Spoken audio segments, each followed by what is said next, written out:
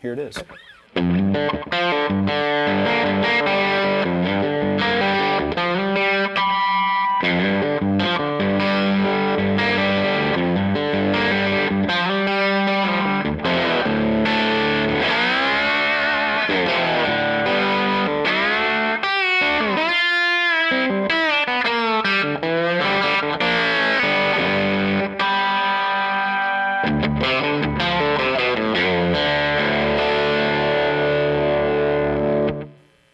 Now you notice when I'm not playing, a little bit of noise, a little bit of noise floor.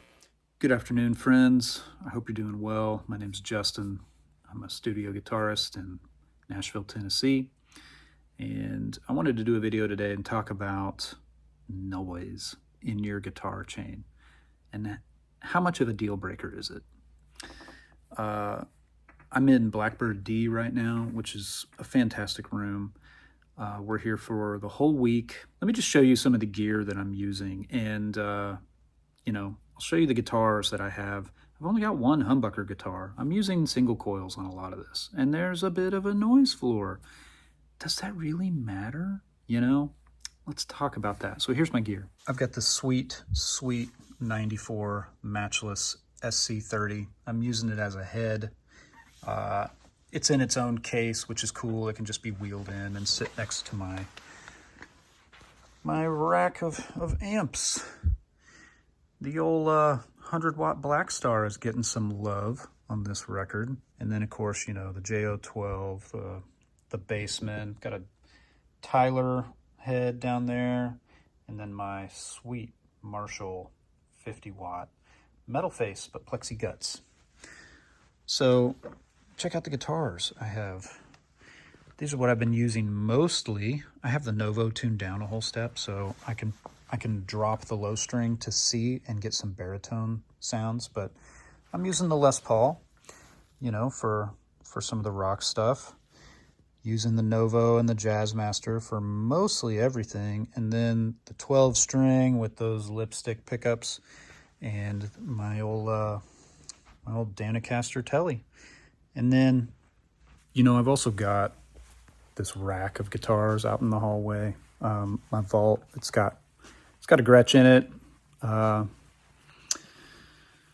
It's a Brian Setzer hollow body, Brian Setzer signature with TV Jones pickups, and it has the right nitro finish and the right trestle bracing. Have some baritones, got a Cootercaster, a Rick with flats, stuff like that. But yeah, this is the setup. Like we've got a lot of people in this room. This room is full. Yeah, you can see me in the window there. I am wearing shorts to work because I'm gonna walk somewhere for lunch, and I do not want to be a disgusting swampy mess when I get back. And shorts minimally help that. So let's talk about noise, guitar pickup noise. I had a commenter who told me that my signal to noise ratio is unacceptable and that real engineers will never record me. And I just had to laugh. I mean, and I've had multiple people say that my P90s, like the ones in my Novo or in my Gold Top, that they're obsolete pickups because technology is better now. Man, I'm just approaching this from a completely different perspective. I use amps from the 60s. I use guitars from the 50s and 60s. Because everything, to me, that's come out since, there's so much great stuff. There really is. But for the most part, if it's trying to be a deluxe reverb, except it does this, then you kind of lost me at the except, because I think the deluxe reverb is about the best amp in the entire world, just as it is, with bright cap and all, You don't need to really do anything. I did a whole video on it. But I do want to say that when there's an issue with the noise floor, I find a direction to point in the studio. There's like a phase cancellation direction that you can point to where it becomes far less of an issue. What I'll do at home when I'm actually recording, I turn away from the computer. So a lot of times on my videos, I'm kind of facing y'all. I'm facing my workstation with the guitar just so I can communicate and do whatever I'm trying to do in the video. And yeah, facing the computer gives me a little bit of an elevated noise floor, or a lot. Like, look, check it out. I'll turn away again. And if you just point in that spot, then it kind of takes care of it. But for the stuff that isn't taken care of by that, literally every mix engineer in town is using plugins to carve the noise out. And they're going to do that on pretty much every guitar track, regardless of whether you can hear it when you're tracking, or if it's a problem when you're tracking, or if it's not much of a problem. Because as they mix, they're EQing and compressing, and they're going to draw out all these other things, right? And that's kind of outside of my lane. So I feel like it's my job to provide those last few percent, right?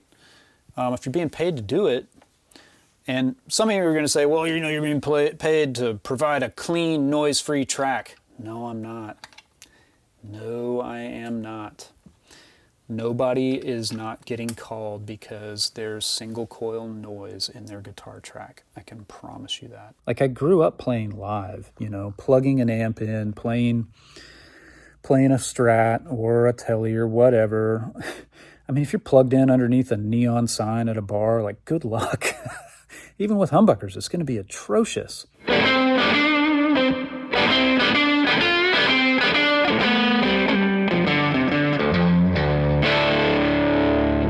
Everything's in drop D because I was working on a song. The last song I was working on at this session was a drop D riff rock thing.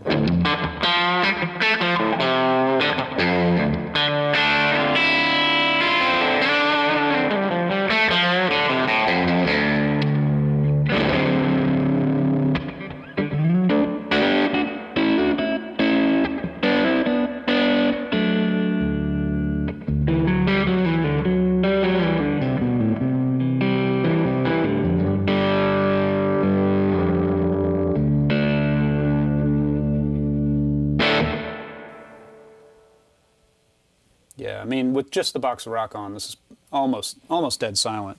So you just get good at muting, use your volume pedal.